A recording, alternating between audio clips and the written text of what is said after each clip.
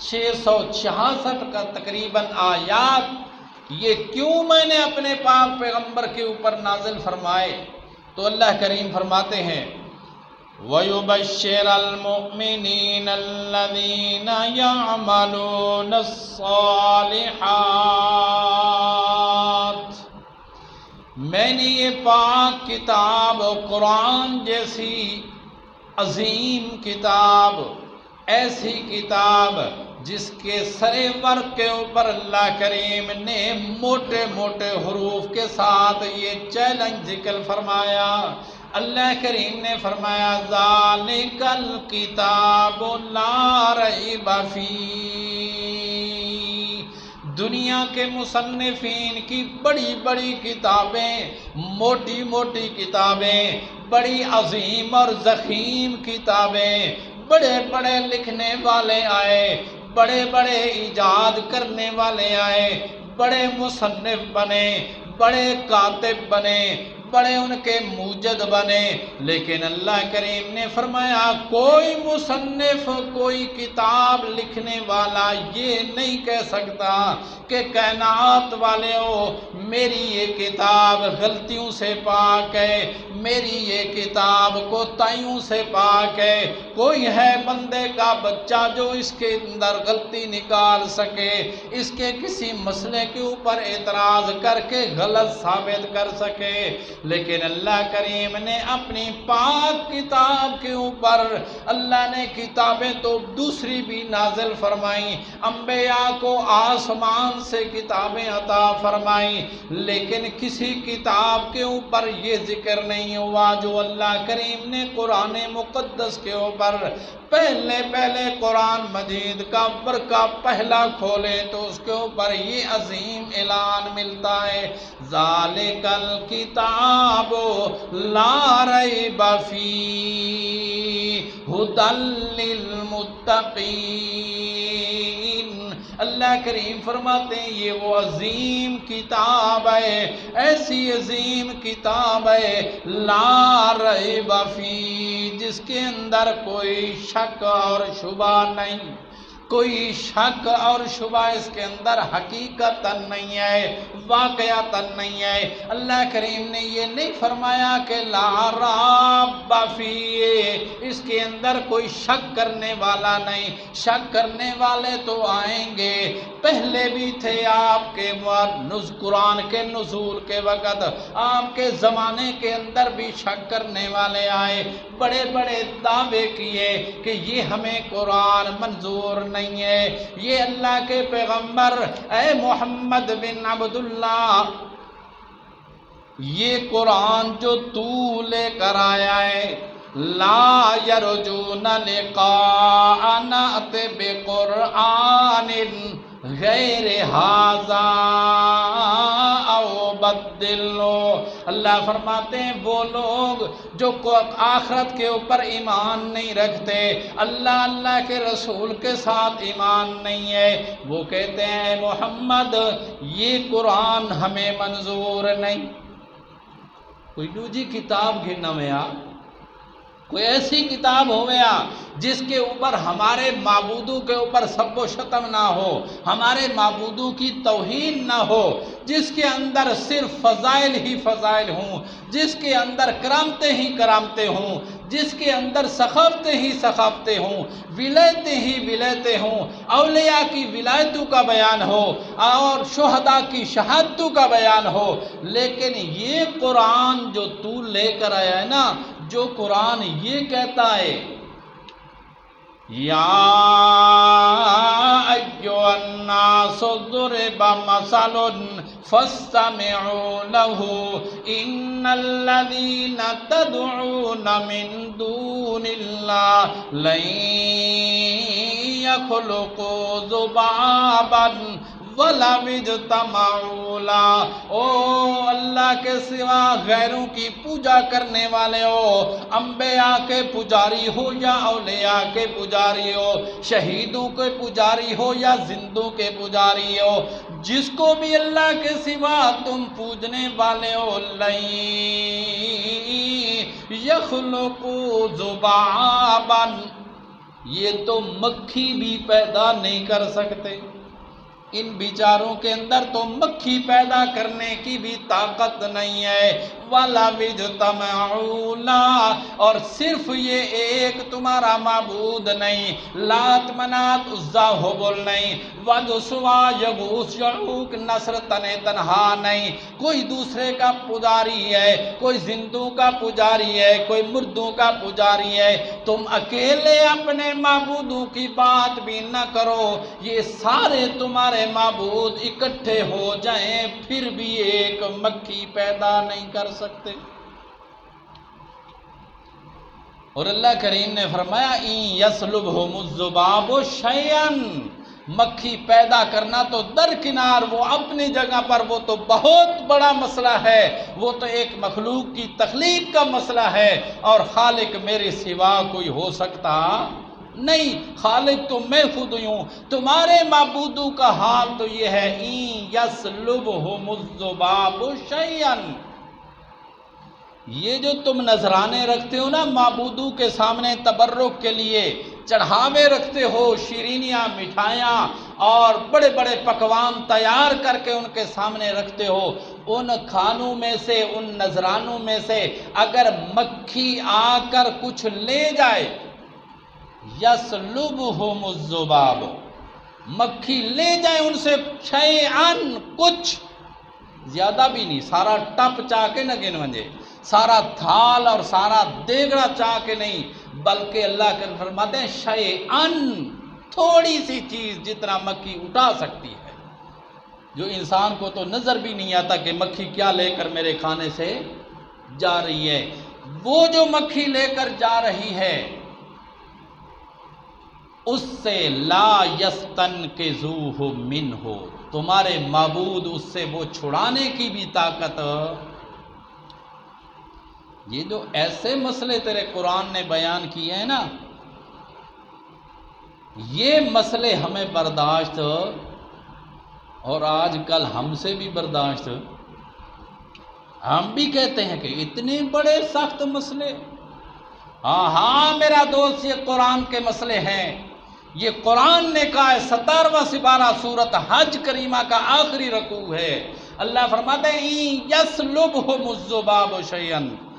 قرآن کے الفاظ کے اوپر بھی قربان جاؤں، قرآن نے اِن یسلبہم الذباب، یسلب کا لفظ ذکر فرمایا، لے جائے،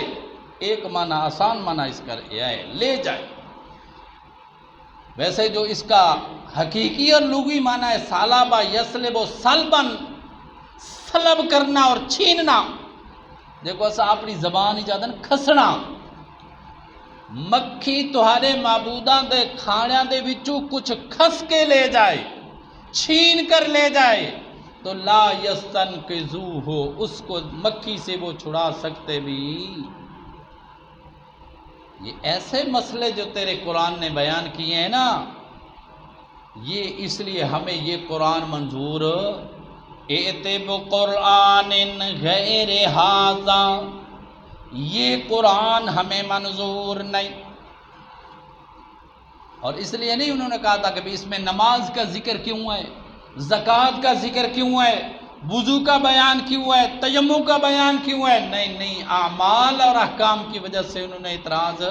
نہیں کیا تھا، انہوں نے ان مسائل کی عقائد کی وجہ سے کہ یہ قرآن نے جو ایسے مسائل بیان فرمائے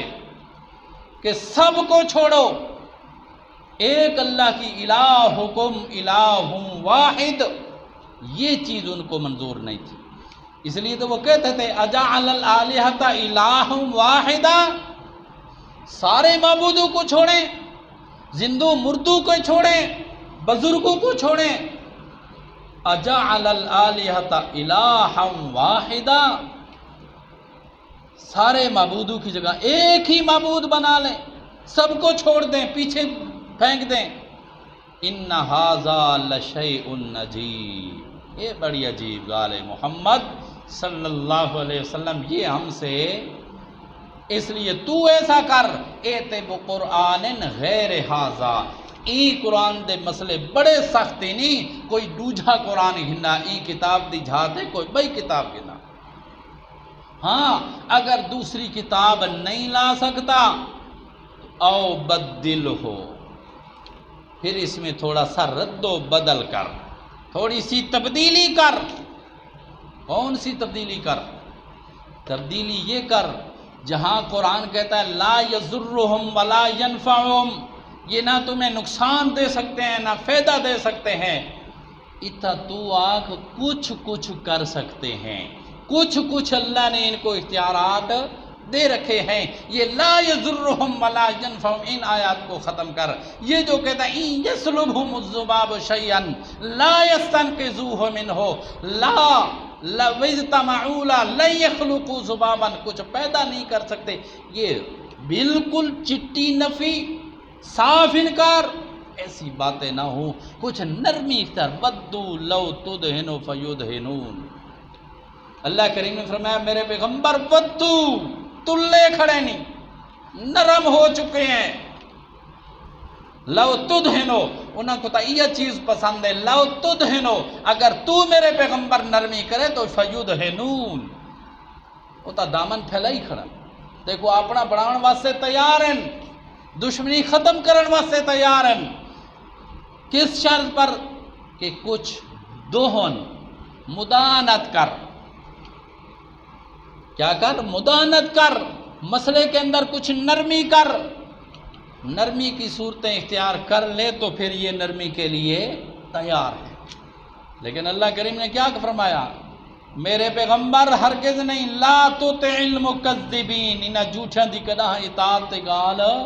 نہ مننے پیا، وگرنہ سارے عظمتہ ختم۔ یہ میرا قرآن ہے، اس کے مسائل آئیں گے، ان کو برداشت نہیں ہوں گے، جس کو برداشت ہو گئے، جس نے پچا لیے، اس کی زندگی بھی بن گئی، آخرت بھی بن گئی، وہ سب کچھ قربان کرنے کے لیے تو تیار ہو جائے گا، لیکن قرآن کو کسی مسئلے کو چھوڑنے کے لیے تیار نہیں ہو۔ تو میرے بھائی اور دوستو، شک کرنے والے آئے، شک کرنے والے آئے، اللہ کریم نے بھی شک کرنے والوں کی نفی نہیں فرمائی، لا راب فی نہیں آکھا، لا ریب فی، شک کرنے والے کرتے رہیں، لیکن میری کتاب میں کوئی شک شبہ تو اپنے مقام پر شک شبے کی کوئی گنجائش ہی نہیں۔ ھدی للمتقین، پھر آگے اللہ نے فرمایا ہدایت ہے متقین کے لیے، ہدایت ہے انابت کرنے والوں کے لیے۔ یہ ضروری نہیں کہ ہر آدمی ہدایت یافتہ ہو جائے، ہر آدمی ایمان لائے، نہیں، اللہ کریم نے فرمایا میری کتاب یہدی للتی ہی اقوم، ہدایت بن کر آئی ہے، لیکن یہ ہدایت کس کو فائدہ دے گی؟ متقین کو، منیبین کو، جو انابت کریں گے۔ انابت کیا ہوتی ہے؟ انابت کا معنی ہوتا ہے رجوع کرنا، رجوع کرنا، حق کی تلاش کرنا۔ اب مجمع کے اندر ایک آدمی آتا ہے، وہ حق کا متلاشی بن کر آتا ہے کہ جاؤں مولوی صاحب کی بات سنوں، یہ کیا کہتا ہے، متى اللہ اور اللہ کے رسول کی کوئی بات مجھے مل جائے۔ یہ ہے انابت، یہ ہے رجوع۔ یہ انابت کے ساتھ آئے گا کہ اللہ کی کتاب اور نبی کے فرمان کا کچھ حصہ مجھے مل جائے تو اس کو ماننے کے لیے تیار ہوں گا۔ اور دوسرا آدمی آتا ہے، بڑے غور فکر سے تقریر سنتا ہے، اتنے غور سے بات سنتا ہے کہ اتنی مجمع میں سے کوئی آدمی غور سے بات نہیں سنتا، لیکن وہ حق کا متلاشی نہیں ہوتا، وہ اعتراض کا متلاشی ہوتا ہے کہ وہ اس کی بات، مولوی صاحب کی بات سے کوئی ایسی بات مجھے ملے کہ میں مسجد والوں کو، کمیٹی والوں کو، مقتدیوں کو ورغلاؤں کہ یہ مولوی تو یہ بات کہتا ہے۔ جس طرح